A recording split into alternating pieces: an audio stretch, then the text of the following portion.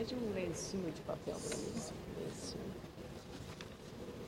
Caro presidente desta sessão, senador Paulo Paim, caros colegas senadores, nossos visitantes, jovens estudantes, bem-vindos ao Senado Federal, professores, orientadores, nossos guias aqui do Senado que explicam como funciona esta casa. Nós tivemos, senador Paulo Paim, dois acontecimentos que repercutiram muito por motivos diferentes e igualmente trágicos. Quando a gente perde uma pessoa que a gente admira e quer bem, não deixa de ser trágico e triste. Foi o caso da morte do Luciano do Valle, que todos nós apreciamos pela sua responsabilidade, pela excelência como comunicador, como um protagonista de fazer a transmissão do esporte bonito e desse compromisso que ele sempre teve com a informação correta e ética. Então, essa foi uma morte muito sentida, não só pelos atletas que foram protagonistas na narrativa do Luciano do Valle, mas daqueles que conviveram com ele como jornalistas, dos mais renomados, a todos aqueles que deram testemunhos da excelência que era, não só a pessoa, mas também o profissional. Então, não me podia deixar, nessa retomada dos nossos trabalhos, depois da Páscoa, desse acontecimento que tanto entristeceu a crônica esportiva brasileira. Então, a solidariedade à família, a família Bandeirantes, que era a casa onde ele trabalhou, as outras empresas onde ele também deu o brilho do seu talento, da sua contribuição. E a outra trágica notícia, senador Paim, que comove o país pela atrocidade que diz respeito ao assassinato brutal de uma criança de 11 anos, indefesa, o Bernardo Uglione Boldrini. Esse crime é mais do que bárbaro, é um crime hediondo, é um crime odioso, um crime como todos são, mas um crime praticado contra uma criança indefesa, mal amada, desrespeitada, naquilo que é de melhor, que é o amor dos pais, é mais trágico e mais triste.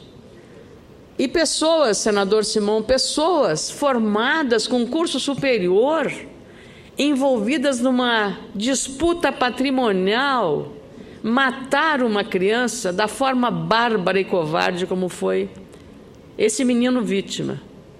E toda a encenação, eu diria, fingida, porque um pai que o filho desaparece, ir para uma festa como se nada tivesse acontecido, é no mínimo suspeito. É no mínimo suspeito. É muito clara toda esse cenário de horror e desejamos que os anjos acolham o Bernardo, como já o fizeram, porque é uma vítima daquilo que nós mais aqui falamos sobre o desamor, a falta de respeito das pessoas, o que leva a esta violência. Mas no caso dele, uma disputa por herança, uma disputa por patrimônio, chegar a este limite. Nem vou falar sobre as instituições, daquilo que muito bem a colunista Rosane Oliveira, lembrando, porque foi no dia que morreu Gabriel Garcia Marques, a crônica de uma morte anunciada. Então, é muito triste, especialmente para nós gaúchos, porque essa cidade onde vivia o Bernardo, Três Passos, é uma comunidade de pessoas que se conhecem, de pessoas amigas, de descendência alemã, italiana. É gente que tem na convivência fraterna o seu modo de vida e o seu respeito. Então, também para a comunidade, também são violentados esses princípios da boa convivência e do respeito. Como de Frederico Westphalen, também da mesma forma, italianos, alemães estão lá convivendo numa solidariedade, eu diria, de amigos, de familiares, e agora as duas cidades aparecem no noticiário nacional e internacional desta forma que ninguém lá, seguramente, ninguém queria. E todos sofrem e todos sentem o bárbaro assassinato do nosso Bernardo Uglione Boldrini. Não há, nessa altura, nada de dizer tem que ter pena mais grave. Não. Não há pena que possa fazer com que essas assassinas e esse assassino paguem pelo mal que fizeram. Paguem pelo mal que fizeram, porque é inaceitável, sob todos os aspectos. Então, é muito triste para nós, senadores gaúchos, senador Paim, a mim, que não sou mãe, mas imagino a dor dessa criança, desse desamor, que sozinho aos 11 anos, senador Simão, foi a um fórum, procurou o juiz para dizer que ele era mal amado, que ele não tinha atenção do pai. Com muita atenção, concedo a parte ao senador Pedro Simão. Vossa Excelência, como nunca, fala em nome de todo o nosso Estado nesse momento. E tem razão, Vossa Excelência. Há muito tempo que eu não via uma sensação de tanta dor, de tanta mágoa, de tanta tristeza em todas as pessoas como nessa oportunidade. A gente não consegue entender, a gente não consegue... E esse pai e essa madrasta realmente... Deus me perdoe, mas esse rapaz é um belo rapaz. Quando ele escreve no quadrinho da escola, meu pai é meu herói. Quando ele caminha em roda da casa horas, porque a madrasta não dava a chave. Ele tinha que esperar o pai chegar para poder entrar na casa. 11 anos, uma criança. Quando ele vai dormir na casa do padrinho, não, a primeira comunhão, fazer a primeira comunhão, então os dois pais do amigo dele fazendo às vezes do pai, porque nem o pai nem a mãe foram na primeira comunhão dele, é exagerado mesmo. Sepultaram, sem saber se ele estava morto, porque, na verdade, a injeção aquela leva tempo e eles não tinham a convicção que estava morto ou não estava morto. É coisa demais. E eu assisti, porque me deram cópia, da entrevista do pai na rádio. É de uma crueldade. Aquele garoto morava lá em casa. Quer dizer, em primeiro lugar, ele fala no passado, ainda não se sabia o que era feito do garoto. Onde é que ele estava, né? Que ele não estava. O que tinha acontecido? Aquele garoto morava na minha casa. Aquele filho mora na minha casa. É a expressão que ele tinha de ser. Olha, eu falo com toda sinceridade, custa a gente acreditar. Dinheiro, meu Deus, ele tinha o pai tinha dinheiro para ele, sobrava alguma coisa para o filho, e a madrasta tinha a filha dela que já tinha herança garantida. É exagerado demais. Eu não consigo acreditar. Juro por Deus que eu não consigo acreditar, não consigo entrar na mentalidade das pessoas. Médico famoso, brilhante, capaz, competente, e, no entanto, um desamor de uma vida. A mãe do guri se suicidou no consultório dele 4 anos antes. 5 dias antes de assinar o divórcio, onde ela receberia uma parte grande de dinheiro e receberia uma pensão de 10 mil. 5 dias antes de ela assinar, ela teria se suicidado no gabinete do escritório dele. É duro demais, sinceramente é duro demais. Olha, eu tenho falado muito sobre o Telespaço, porque quase metade da população do Telespaço nesses últimos 50 anos saíram de Telespaços e são os heróis que levaram o desenvolvimento para o Mato Grosso do Sul, para o Mato Grosso do Norte. Toda essa agricultura que está acontecendo, esse desenvolvimento fantástico na agricultura e na pecuária, é gente lá de Telespaço, inclusive. Foi o estado onde mais saiu gente. Tinha 35 mil moradores há 40 anos atrás, hoje não chega a 30. Metade viajou para levar o progresso para o resto do Brasil. E um fato que nem esse, olha, eu dou um abraço carinhoso em Vossa Excelência. Obrigado, senador. Mas realmente tenho certeza que o Paim na presidência, Vossa Excelência na tribuna e eu aqui, é um dos momentos mais tristes sobre um assunto doloroso que Vossa Excelência tem obrigação de falar, mas que a gente até preferia calar pela dramaticidade da questão. Meu carinhoso abraço em Vossa Excelência. Agradeço, senador Simão, pelo brilho desse à parte, porque, como eu disse, normalmente quando acontece um crime com esse grau de perversidade, numa criança de 11 anos, normalmente vem, mas vamos ter que fazer uma lei mais dura.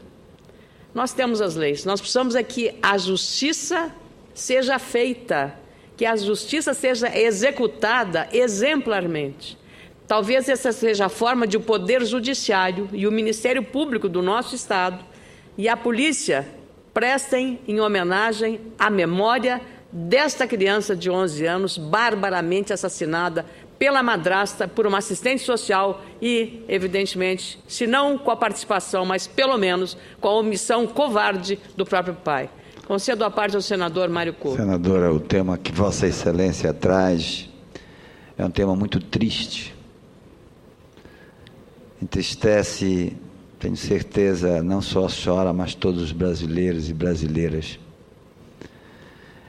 Nesses casos, senadora, eu sou a favor da pena de morte. Pense num pai. Pedro Simão falava e eu me lembrava do meu filho. Eu tenho um filho de 5 anos de idade. E me lembrava das palavras dele. Ele sempre diz para mim: papai, eu quero ficar contigo. Faço uma ideia, um garoto de 11 anos de idade. É terrível. Então, olhe, sinceramente, eu não quero prever que não vá se fazer justiça, mas eu temo num país chamado Brasil. Eu temo. Nesses casos, sinceramente, eu sou a favor da pena de morte. Este rapaz e esta moça deveriam ir para a guilhotina. Não tem outra opção para se desejar a este casal. A Bíblia diz que cenas como essas iriam aparecer quando já estivéssemos próximos do final do mundo. E olhe, uma cena dessa entra lá no fundo da nossa meditação. É muito profundo o que aconteceu. Muito profundo. Não tem quem aguente no seu sentimento. Por isso eu quero parabenizar Vossa Excelência e o sentimento de Vossa Excelência de ter trazido um tema tão triste, mas que Vossa Excelência presta a solidariedade a esta criança e ao povo brasileiro. Parabéns, senadora. Obrigada, senador Mário Couto, pela forma como fala da relação entre pai e filho, e sobretudo de um pai maduro, de barba branca, com uma criança de 5 anos. E quanto ensinamento essa criança de 5 anos lhe dá? Em amor, em afeto, em reciprocidade, dele que não diz, mas deve pensar: você é o meu herói. Assim como o Bernardo escreveu naquela mensagem ao pai: você é o meu herói.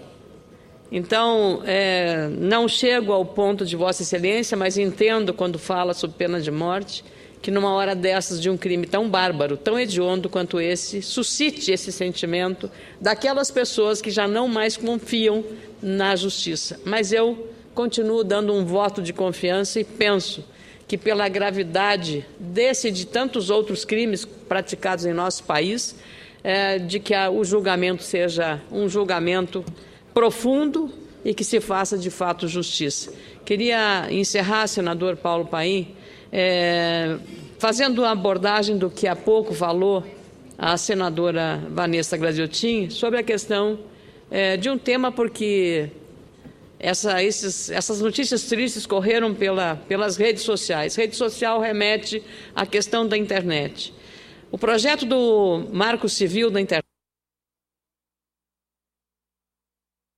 Estou terminando, senador Paulo Paim. Senadora Ana Amélia, só pelo tema que Vossa Excelência levantou, eu já lhe dei 5, mas darei mais 5 se necessário. Muito obrigada. Fique tranquila.